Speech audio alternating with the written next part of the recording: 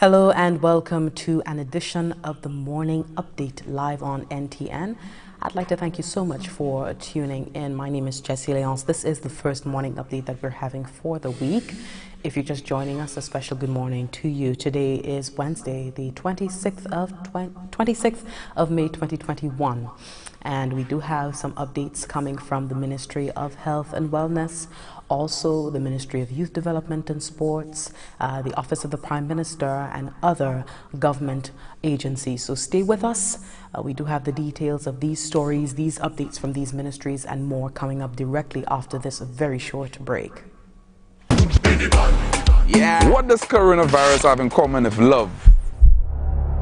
Both are highly contagious. Spread love, not the virus. Like you, COVID-19 loves a lime. Beach, river, or fed. Coronavirus is like these people who track every lime just to invade. The best way to put off invaders? Cancel the lime.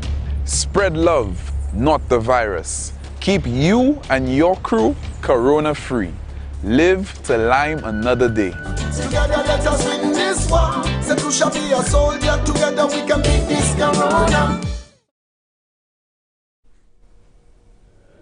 Thank you so much for staying with us. This is the Morning Update live on NTN. We're bringing you the latest developments from the government of St. Lucia.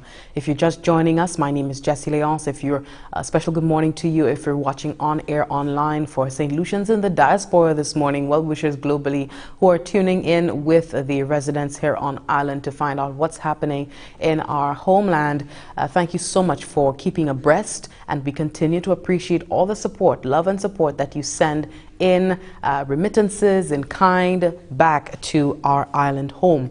We're getting into the developments from the government of St. Lucia today. St. Lucia is recording eight new cases of COVID-19. So that word was received yesterday, Tuesday, the 25th of May 2021, and that was out of a batch of 226 samples taken during the period May 20th to May 24th. The samples were processed on May 24th, 2021. And as usual, the usual procedure constituted these individuals being seen at the various community respiratory clinics, and they were asked to remain in isolation pending the outcome of their tests. And now that the 8 have been confirmed, they're being taken in for care, and the contact tracing is underway for these new positive cases. Confirmation was also received of the recovery of 15 individuals diagnosed with COVID-19, and this brings the total number of active cases right now to 197. Now, presently, one of the active cases is requiring critical care at the respiratory hospital. The new cases bring the total number of cases that have been diagnosed since March of last year to 4,968. Now, as of May 22nd, we have the latest updates in terms of our national vaccination campaign. We have 27,507 individuals receiving their first dose of the vaccine, and 17,969 individuals receiving their second dose of the vaccine. Today, Wednesday, May 26th, if you want to get vaccinated for the first or second jab, you could always go to the Denry Mothers Preschool and also the Suffer Hospital grounds. They will be administering vaccines at those locations. And also tomorrow, if you have some time tomorrow and you want to get your first or second jab, you could always head on to the VG Sports Complex and the Philip Marsley grounds tomorrow, Thursday, the 27th of May. But today, if you want to get vaccinated, it's at the Suffer Hospital grounds and the Denry Mothers Preschool. So please take a note of that. So right now, the national vaccination campaign is catering to the general population at this time, and that is 18 years and older. So if you're 18 years and older, you haven't gotten the first jab, you haven't gotten the vaccine yet, you're thinking about it, you could go online, pre-register, and let the government of St. Lucia give them some indication as to the degree of interest from the population as to how many persons want to get vaccinated. If you want to get your second dose of the vaccine, you could go to the locations, as I mentioned earlier, and bring with you the vaccination card that you were administered in the first instance. If you want to go for the first time, make sure that you carry with you your national identification card so that they can put you in the system and have a greater understanding of the number of persons who are getting vaccinated. Please take note of that. And, you know, with every press release, we continue to hear from the Ministry of Health and Wellness, despite the progress that is being made with respect to the vaccination campaign, of the continued plea, admonition on the part of the Ministry of Health and Wellness for us to continue adhering to the COVID-19 protocols and, at the very least, the basic infection prevention measures. They are very important right now because we have not attained herd immunity as yet, and our population remains quite vulnerable. I took the bus this morning and I was able to see and look around, and I did observe everyone wearing their masks on the bus. I think people have gotten it by now that it is important to sanitize frequently. Wear your mask when you're out in public, especially in confined areas like elevators, buses. Please ensure that you are adhering to the protocols. I mean, it's not for some distant agency or some organization, you know, that you're doing a favor. You're doing this for yourself. It is for your benefit. It's your responsibility and your right, and it's for your own good. So we do hope that you continue to adhere to the protocols. We're going to get back into the COVID-19 news in just a moment, but first we have the small business sector accessing and benefiting from the government's economic recovery plan. Our first report of the morning, the St. Lucia Development Bank, SLDB, has been dispersing monies to the small business sector to help them mitigate the impacts of COVID-19. Now, the financial support forms part of the government's business economic recovery and resilience plan. We did speak to the head over at the SLDB just recently, and he did give us some indication that persons are taking advantage of this facility of the SLDB, and indicating, however, that persons who are in the small businesses sector, MSMEs, the only hitch is that they don't necessarily have all the documentation that they need to be able to qualify for this facility. But we have Herma Demac just giving us an update as to where the SLDB, in collaboration with the ministry, the government of St. Lucia, on this Economic Recovery and Resilience Plan initiative. Take a look.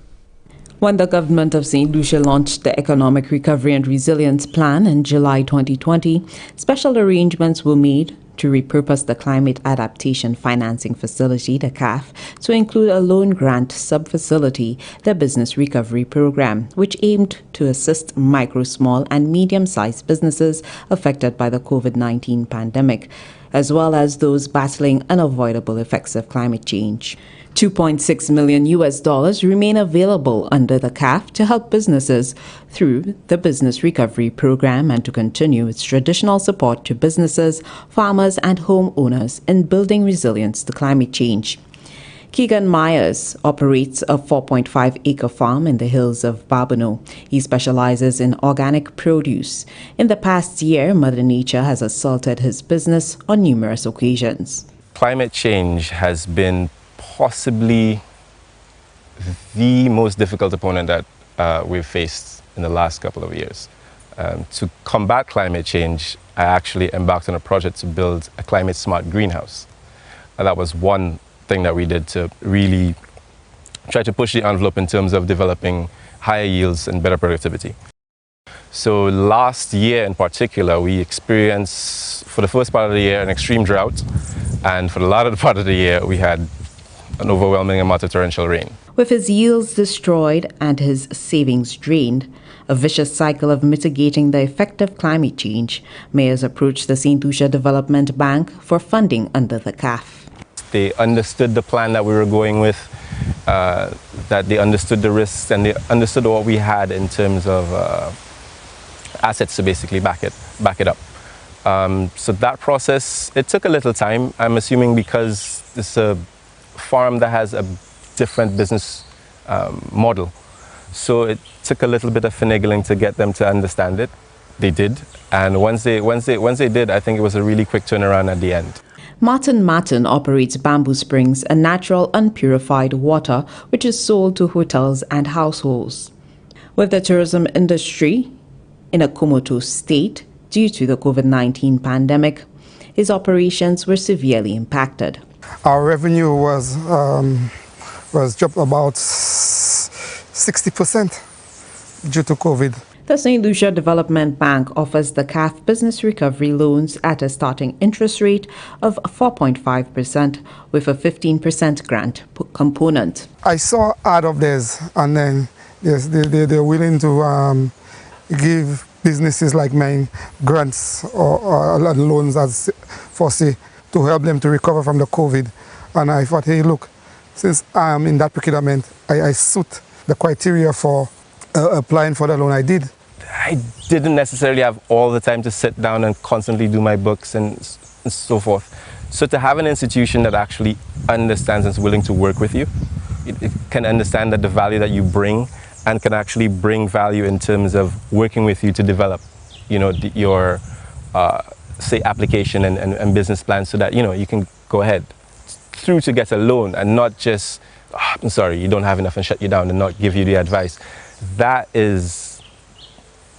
It's profound to actually have that level of support. The CAF Business Recovery Program received technical and financial support from the World Bank, the Climate Change Investment Funds, and the European Union through the ACP EU Natural Disaster Risk Reduction Program.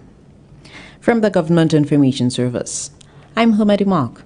Thank you, Homer, for that report. We continue this morning with the government of St. Lucia remaining committed to fulfilling its mandate to improve the standard of living for all St. Lucians. One means through which this is being realized in ensuring that St. Lucians are able to afford their own piece of land in their home country. In that regard, a number of housing developments have commenced island-wide. We hope that you are aware, the most recent being the Talvern Housing Development.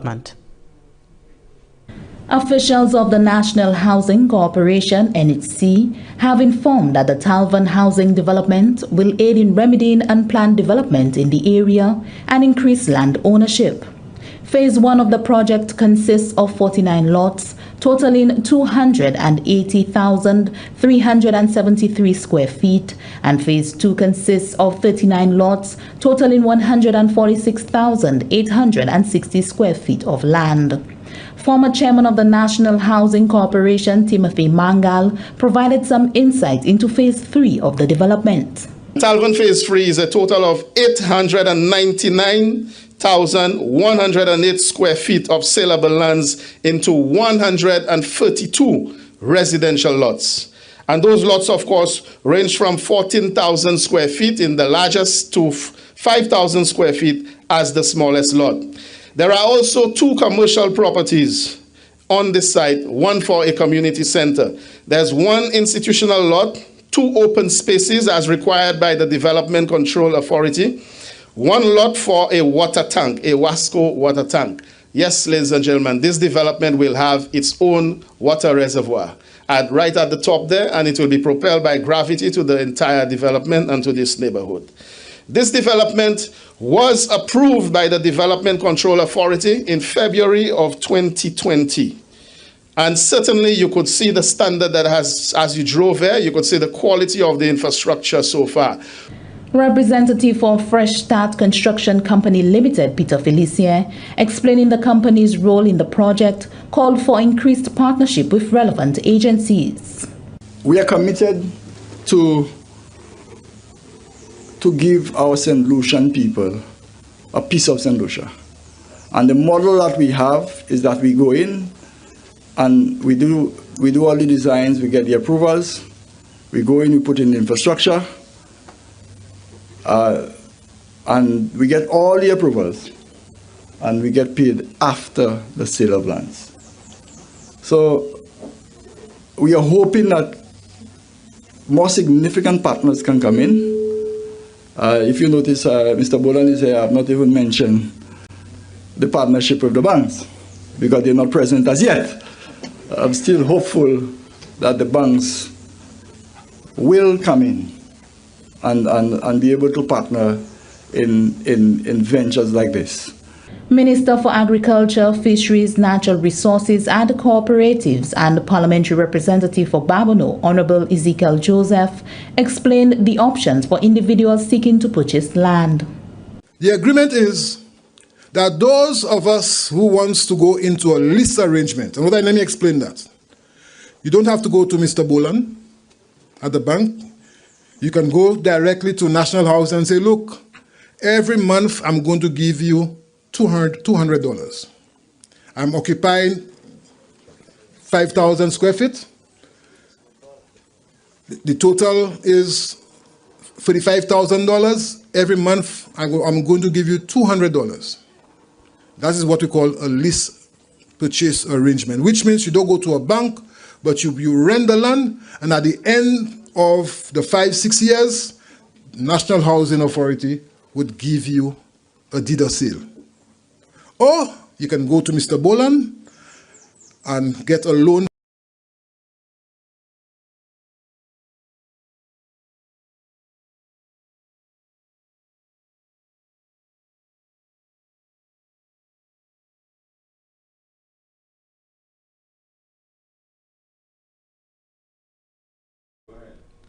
Oh, we seem to be having some technical difficulties with that. Going to move right along to our next story for the morning.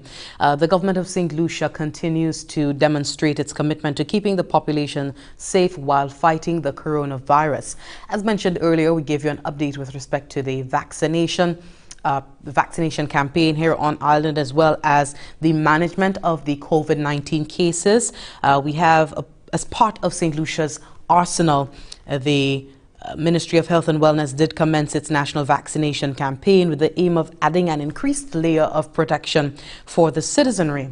Assistant Principal Nursing Officer, who's also the immunization manager, Ms. Tekla Jean-Baptiste, did explain that the government continues to work assiduously to ensure that adequate vaccines are procured on island. At the start of the campaign, of course, we received a generous donation of 25,000 doses of vaccines from the government of India in phase 1. We also had generous donations from our sister islands in the region.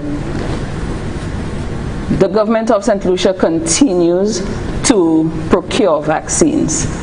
We know of the COVAX facility. For that mechanism, St. Lucia, of course, has received two batches of vaccines amounting to 50,400 doses out of the allocated 74,400 doses from the COVAX facility. We expect the third batch of vaccines, which is 24,000 doses, sometime in early June, either the first or the second week of June. The government of St. Lucia also has procured 100,000 doses of vaccines just to ensure that vaccines is available and is accessible. And that shipment of vaccine we expect very soon. The immunization manager noted that the aim is to achieve herd immunity, where at least 70% of the population has been fully vaccinated. Our target is to achieve at least 70% coverage, and we have a target of about four months to get to that. I mean, it is very important for us to return to some level of normalcy, and of course, it can't just happen this way. We know that public measures such as wearing our masks, keeping our distance, our physical distance, ensuring that we sanitize, this alone is not enough, and it is important that the majority of our population has this level of protection, get vaccinated, have that level of protection that will take us to a point where we can regain some level of normalcy in our lives. Now, the national vaccination campaign was recently bolstered to include mobile and pop-up clinics, as we announced previously, in high-traffic areas where individuals can access to get vaccinated. This, Jean-Baptiste stated, was as a result of the slow uptake of the first dose of the vaccine. the Ministry of Health has decided to ramp up its community vaccination outreach, and that is to include the mobile pop-up vaccination clinics that would have commenced from last weekend. So from last weekend, we are now moving. We are actually, in addition to our regular vaccination sites that are ongoing throughout the weeks, these mobile sites will be going into communities. So we actually bring vaccination to the people, and we're targeting high areas with high traffic, especially on the weekend, the Fridays and the Saturdays. So from last weekend and moving on, you will be seeing these mobile pop-up vaccination clinics at various high traffic areas across the island. That was the immunization manager, also the assistant principal nursing officer within the Ministry of Health, Tekla Jean-Baptiste. And now word from the chief medical officer, Dr. Sharon Belmar-George. She did speak on the preparations for welcoming the resumption of the cruise sector here on island. So we're seeing slowly but surely the reopening in its truest sense coming from the command center of our society. St. Lucia gearing up to welcome its first international cruise ship since July, since the halt due to the pandemic. The Ministries of Health and Wellness, also Tourism, and by extension the government of St. Lucia are actively engaging in discussion with cruise industry officials on the safe return of the cruise sector to the island. Now, Chief Medical Officer Dr. Sharon Belmar-George did weigh in on this. She explained that a model similar to that used within the tourism sector is being considered. And the model we are looking at is quite similar to that used by the tourism sector, where it will be a bubble, quite different to what is regularly seen with the cruise sector being able to freely roam. So they would be allowed to go to approved sites and attractions. In relation to Point Seraphine, as far as the discussion has been, is that Point Seraphine being the ship's berth there, that they would be a part of the sites and attraction. The difference would be is that on the days when the cruise ships come in, locals would not be allowed to access the shops on that day. So this is a discussion that is happening, and the Ministry of Tourism is liaising with the various sectors to ensure that all of the necessary protocols are put in place. And that was the Chief Medical Officer, Dr. Sharon Belmar-George. We also have word from the Prime Minister, Honorable Alan Chastney, on the resumption of a cruise activity, international cruise activity at our ports. A mid-July itinerary is the first to list the island as a port of call for Royal Caribbean Cruise Line. Now, the Prime Minister did indicate that protocols have been determined for the sector, and this includes mandatory vaccinations, pre-arrival COVID-19 testing, and limited shore excursion tour options. All passengers, he indicates, disembarking the ship onto the island will be required to wear a face mask, adhere to physical distancing, and regular sanitizing. Honorable Chastney says talks, however, continue to address gray areas of the cruise sector resumption. What we're looking at is that everybody who would be on the ship would be vaccinated.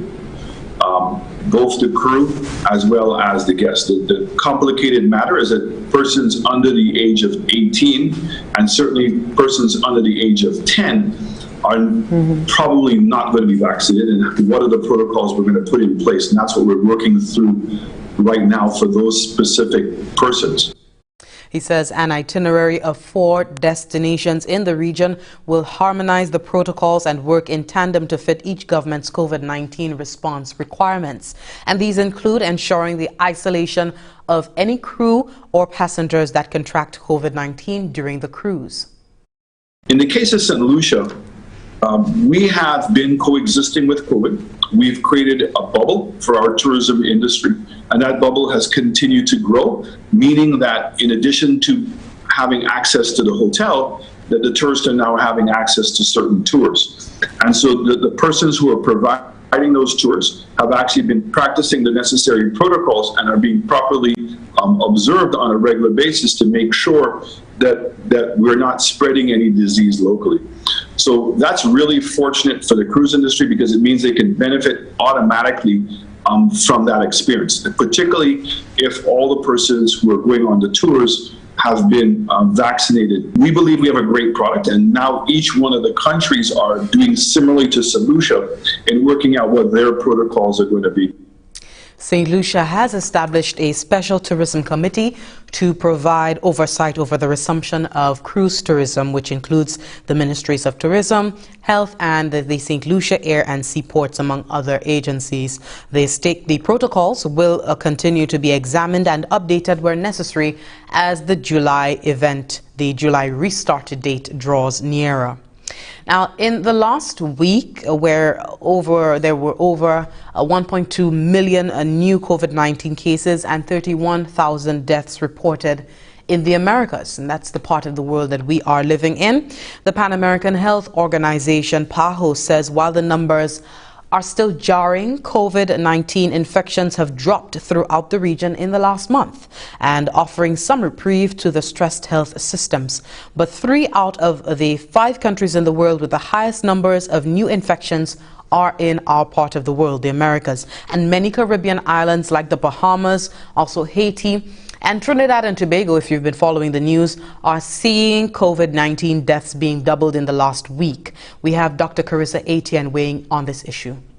Canada has registered a tripling of cases in Nova Scotia, Newfoundland, and its Northwest Territories as hospitalizations across the country are on the rise. Costa Rica, Panama, and parts of Honduras are reporting sharp rises in new infections.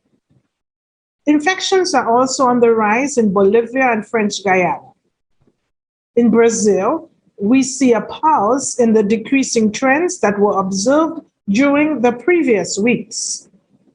And despite overall reductions in most South American countries, some hotspots in Argentina and Uruguay saw a doubling of cases and deaths in the last week. ICU occupancy rates remain at 90% in many areas of Brazil and Colombia, a sign that these communities are still at a high risk of not getting the care that they need. Dr. Etienne says the most dramatic change has been in the United States, where almost half of the population has received at least one COVID-19 vaccination dose, and nearly 85% of those over the age of 85 are fully protected. And this widespread coverage has led to a sharp reduction in the COVID infections in the United States. Also, it has reduced deaths and hospitalizations. This, she says, is clear evidence that the vaccination does work. The PAHO director is urging all citizens in the Caribbean to get vaccinated. The progress that we're seeing in the U.S. is a testament to the power of safe and effective COVID vaccines, but it underscores the vital importance of accelerating access to vaccines throughout our region so that other countries can fully immunize their own populations. With the help of COVAX, PAHO has delivered more than 12 million COVID vaccine doses to the Americas, with another 770,000 doses en route to countries in Central America and the Caribbean. Over 400 million COVID doses have been administered in our region, although the lion's share of those have been in the US. Indeed, just 3% of Latin Americans have been fully vaccinated against COVID-19. And we still have a long way to go to ensure that everyone is protected. And that was the director of the Pan American Health Organization, Dr. Carissa Etienne. We are due for another break. When we come back, we take a look over at the work happening at the Ministry of Youth Development and Sports. They have launched a new logo. Stay with us.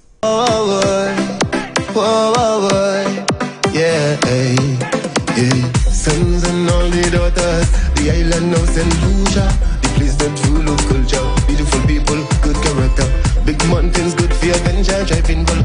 way you can enter. Natural resources, place to remember. Right banana, cause I'm a jelly water. No way in this world that I go. Nobody can tell me what I know. Could I England go need a Tokyo? No place like Lucia, no. Then Lucia, my little chacalisco. Number one for me list now. Even when your own people, them hit you. I will never forsake you. Sons and only daughters. The island now, St. Lucia. The place that Zulu culture. Thank you, Miguel. We're back on with the morning update live on NTN. If you're just joining us, good morning to you. We hope you're keeping safe out there, adhering to the protocols and whatnot. We had a very good start to the week with the Whit Monday observation. The Prime Minister, the government of St. Lucia declared Monday as a national day of prayer and fasting, praise and thanksgiving. And it was a day that was filled with gratitude, praise, worship, prayer, and for many also fasting. We thank you all for participating in that day, and we know how important it is, especially the year that we have just experienced and the year that we have to come upon, coming up on the pandemic, going into 2021 being a year when the elections are constitutionally due. St. Lucia could take all of the prayers that it could get as we are dealing with all of the above. Also, the hurricane season being upon us, we are getting word that it will be a very eventful season. We can anticipate a lot of activities. So we are hopeful. We are praying that everything goes smoothly. And of course, we're putting everything into the hands of God as being a Christian nation. We continue with our updates this morning with a word from the Ministry of Youth Development and Sports. And recently they did announce the winners of a logo competition that they had ongoing for some time. And I believe there was 70 individuals who had submitted entries for that competition to sort of rebrand the Ministry of Youth Development and Sports, and they recently unveiled this new logo. We have a report from Ryan O'Brien from their information office. The Ministry of Youth Development and Sports has unveiled its new logo in an effort to create a refreshing new look for the ministry to help in connecting with the youth. The unveiling was done during a brief ceremony held at the ministry's conference room recently. Whilst we continue to use coat of arms for all government agencies, we felt it necessary to bring the Ministry of Youth Development and Sports. Against this backdrop, we threw out a challenge to our young people, and they responded well, and the tail is behind us. We received more than 70 logos, and then the prize winners were chosen. The Minister for Youth Development and Sports said the logo was brought to Cabinet and embraced with open arms. The logo will appear on all our literature, our shirts, our caps, you name it, in all print and digital media, including the website, all of our social media platforms, and all functions associated with this ministry. It is certainly a brand new day for us at this ministry, and we are happy to share it with you. This logo now gives us instant recognition as it allows us to stand out from the crowd. The logo focuses heavily on portraying togetherness and patriotism, as highlighted in the use of the national colors. The trophy in the logo represents sports and winning. The blue circular shape adds aesthetic appeal and serves the purpose of keeping our youth together. It shows the importance of working together to ensure the improvement and continued development of the youth as the young people continue to fly the flag of St. Lucia with pride and dignity. From the Ministry of Youth Development and Sports, I'm Ryan O'Brien.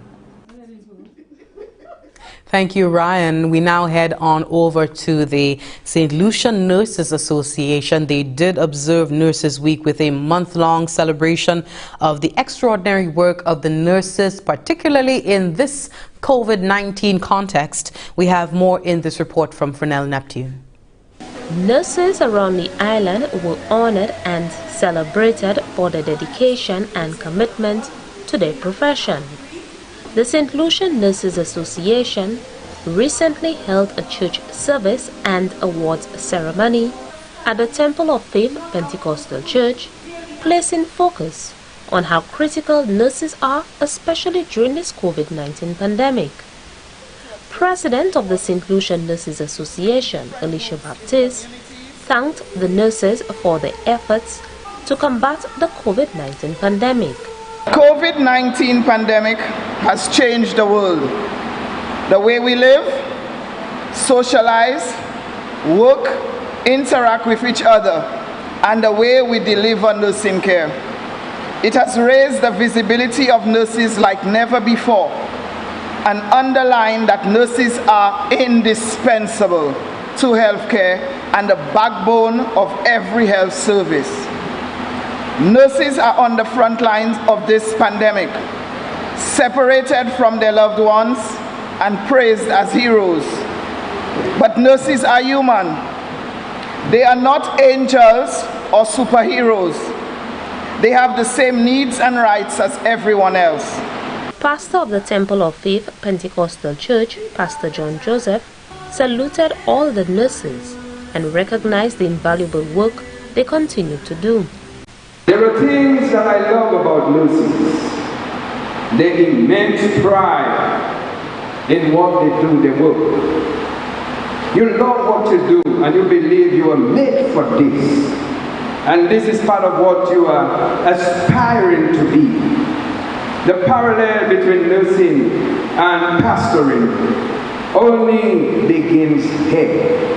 Our common role is to give care or self-care for others. Nurse Alicia Baptiste also made a call to support the courage of the nurses under very challenging situations.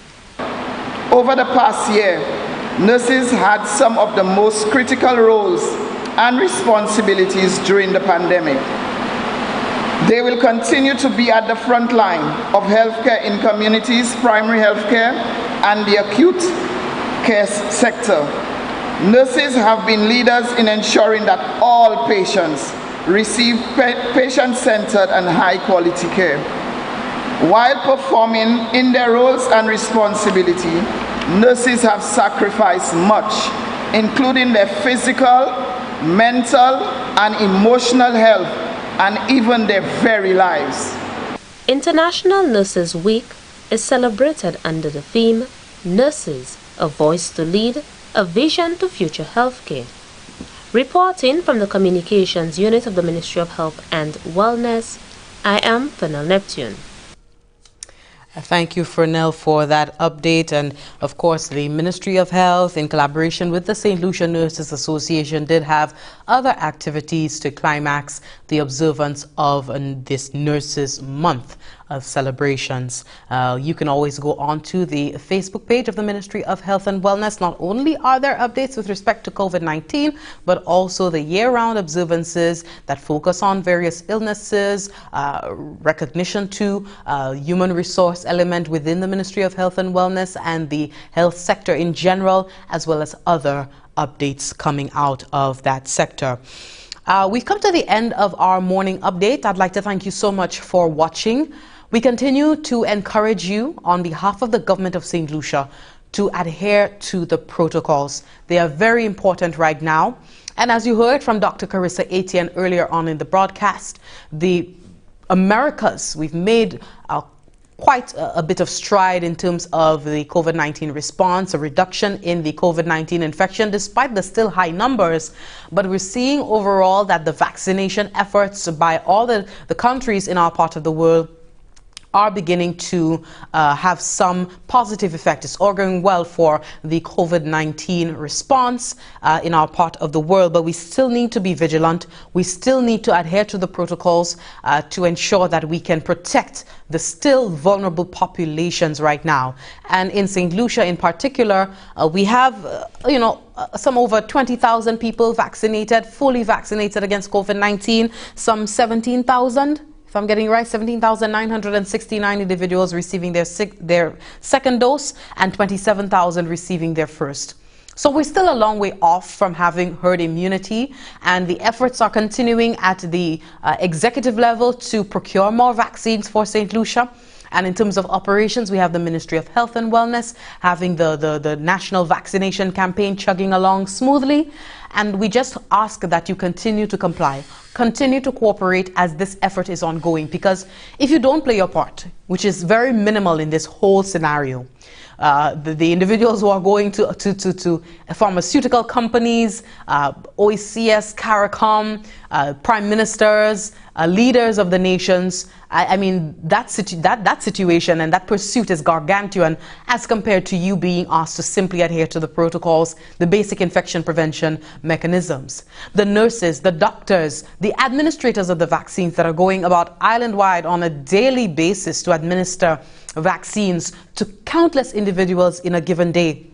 Their work, they have their work cut out for them, and it in no way, well, what I mean to say is that they are in another league as compared to what you are being called upon to do. So what you are being asked to do, infection prevention mechanisms, washing your hands with soap and water, using hand sanitizer, using a face mask, observing a 6-foot distance, that's a very small thing that is being asked of you by the command center, the COVID-19 command center, among other leaders in this COVID-19 fight. Please adhere to the protocols. Please adhere to the protocols. We didn't have an early curfew on Monday, and the government of St. Lucia is trusting, and it's putting its trust in the population to take on some degree of responsibility for this COVID-19 response here on island. We do hope that you are playing your part. My name is Jessie Leon, signing off for now. We hope that you enjoy the rest of your day. And as we started the week nice and zen and spiritual with the National Day of Prayer and Fasting, Praise and Thanksgiving, let's continue with a spirit of gratitude and appreciation for life, because we have so many people in the past year, not just for COVID-19, we have the same situations of crime and violence, persons who have other illnesses succumbing, you know, and we should give thanks for life. Every day that we have the breath of life, we should give thanks for that. So go forward with that degree of gratitude into your day. Make someone smile, and I hope you do find something to smile about for yourself as well. Jessie Leon signing off. Do enjoy. Cheers.